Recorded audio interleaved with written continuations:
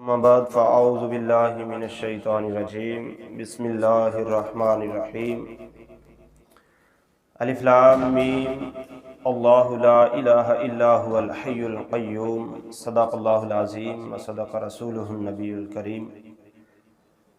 سورۃ آل عمران پہلی اور دوسری آیت مبارکہ ہے۔ یہ سورۃ آل عمران اس کو کیوں کہا جاتا ہے؟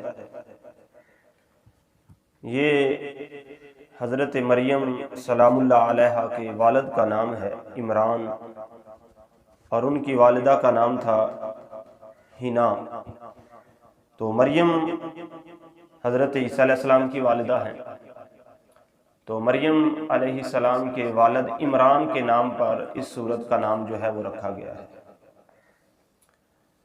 تو اس سے معلوم ہوا کہ بیوی اور بیٹی آل میں شامل ہے، کیونکہ جیسا کہ اللہ تعالیٰ نے فرمایا ہے کہ آل عمران اس سورت کا نام ہے۔ تو عمران کا بیٹا کوئی نہیں تھا، بلکہ ایک بیٹی تھی اور ایک بیوی تھی، تو اس وجہ سے اللہ تعالیٰ نے اس سورت کا نام آل عمران رکھا ہے۔ تو پتہ چلا کہ ضروری نہیں ہے کہ بیٹا ہو تو پھر ہی بندے کی آل ہوتی ہے، بیٹی بھی جو ہے وہ انسان کی آل اولاد ہی شامل ہوتی ہے۔ تو اسی طرح حضور صلی اللہ علیہ وسلم کی ازواج مطہرات حضرت سیدہ فاطمہ الزہرا رضی اللہ عنہا اور دیگر آپ کی بیٹیاں جو ہیں یہ ساری حضور صلی اللہ علیہ وسلم کی آل اولاد ہیں۔ تو یہ سورت جو ہے یہ مدینہ پاک میں ہجرت کے بعد اتری تھی، اور اس میں 3480 کلمے اور 14500 حرف ہیں۔ تو یہ سورت ان بڑی صورتوں میں سے ایک ہے جو اللہ تعالیٰ نے قرآن پاک میں بڑی صورتیں نازل فرمائی ہیں۔ اللہ کے نام سے شروع جو نہایت مہربان رحم والا ہے، اور اس سورت کی پہلی آیت ہے الف لام میم۔ یہ حروف مقطعات ہیں، اور بھی کچھ صورتوں کے شروع میں اس طرح کے الفاظ جو ہیں وہ آتے ہیں، ہا میم قاف عین سین کاف، کاف ہا یا عین صاد، اس طرح کے الفاظ۔ تو یہ اللہ اور اس کے رسول صلی اللہ علیہ وسلم کے درمیان راز کی باتیں ہیں، ان کے حقیقی معنی اللہ جانتے ہیں یا اللہ کے رسول جانتے ہیں۔ آگے اللہ نے فرمایا اللہ لا الہ الا هو الحی القیوم، اللہ ہے جس کے سوا کسی کی پوجا نہیں، آپ زندہ اوروں کا قائم رکھنے والا ہے۔ تو اس آیت مبارکہ کا شان نزول یہ ہے کہ نجران کے عیسائیوں کا ایک وفد حضور صلی اللہ علیہ وآلہ وسلم کی خدمت میں حاضر ہوا، تو حضور صلی اللہ علیہ وآلہ وسلم نے اس وفد کو اسلام کی دعوت دی۔ تو انہوں نے کہا کہ ہم اسلام کو اس لیے نہیں مانتے کہ اسلام عیسیٰ علیہ السلام کو رب کا بندہ کہتا ہے، خدا کا بیٹا نہیں مانتا، کیونکہ عیسائیوں کا یہ عقیدہ ہے کہ عیسیٰ علیہ السلام اللہ کے بیٹے ہیں، جبکہ اسلام اس چیز کی نفی کرتا ہے کہ اللہ اولاد سے پاک ہے۔ قل هو اللہ احد اللہ الصمد لم یلد ولم یولد ولم یکن له کفوا احد، نہ اس نے کسی کو جنا نہ وہ کسی سے جنا گیا، وہ اکیلا ہے ہمیشہ سے اور ہمیشہ اکیلا ہی رہے گا۔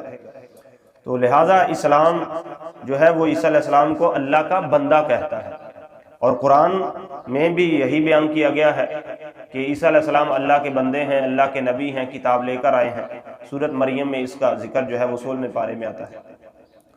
تو خیر انہوں نے کہا کہ اگر ہم تمہارے اسلام کو مان لیں تو پھر عیسیٰ علیہ السلام کو اللہ کا بندہ ماننا پڑے گا۔ تو اگر وہ رب کے بیٹے نہیں ہیں، جب حضور صلی اللہ علیہ وسلم نے ان کو دلائل دیے تو وہ کہنے لگے اگر آپ رب تعالیٰ کے بیٹے نہیں ہیں تو پھر بتائیے ان کا باپ کون ہے؟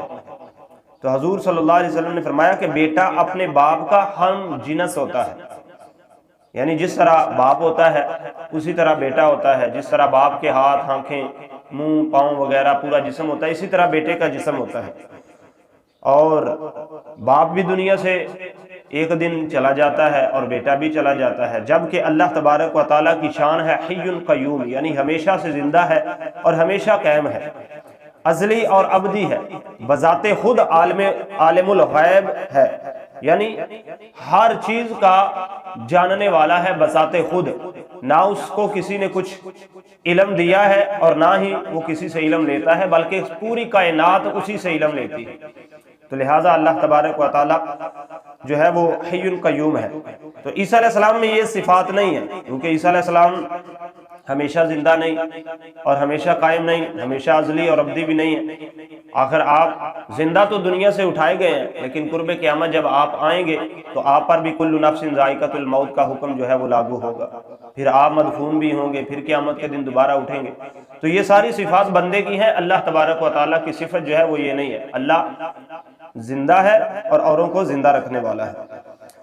تو کہنے لگے کہ حضور صلی اللہ علیہ وسلم نے فرمایا کہ یہ ساری صفات عیسیٰ علیہ السلام میں نہیں ہے، یعنی حی قیوم، ازلی اور ابدی، تو پھر وہ خدا کے بیٹے اور الہ کیسے ہو؟ تو اس پر وہ خاموش ہو گئے۔ تو حضور صلی اللہ علیہ وآلہ وسلم کے کلام کی تصدیق اللہ تبارک و تعالیٰ کی قرآن کی اس آیت مبارکہ نے فرمائی، یعنی جو کچھ سرکار نے ان کے ساتھ گفتگو فرمائی، اللہ تبارک و تعالیٰ نے اس گفتگو کو اس ایک آیت مبارکہ کے اندر بیان فرما دیا۔ تو یہ اگرچہ آیت بالکل چھوٹی سی ہے، لیکن اس کا مفہوم بہت بڑا ہے کہ اللہ تبارک و تعالیٰ نے عیسائیوں کا رد فرما دیا جو عیسیٰ علیہ السلام کو اللہ کا بیٹا سمجھتے تھے۔ تو اللہ تعالیٰ عز و جل سے دعا ہے اللہ اپنے حبیب کا صدقہ ہمیں قرآن کو سمجھنے کی اور اس کے مطابق عمل کی توفیق عطا فرمائے۔